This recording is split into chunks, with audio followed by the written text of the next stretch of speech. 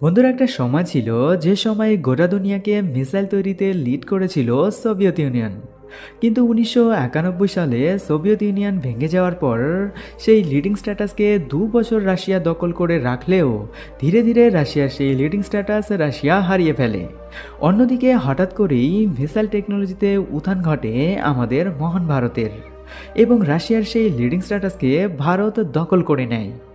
আর সেই থেকেই আমাদের দেশ মিসাইল নির্মাণে গোটা বিশ্বকে লিড করছে। আর সেই লিডিং স্ট্যাটাসকে অটুট রাখছে আমাদের ডিআরডিও, যে ডিআরডিও এই মুহূর্তে গোটা দুনিয়ায় মিসাইল কিং নামে পরিচিত। যে ডিআরডিও মিসাইল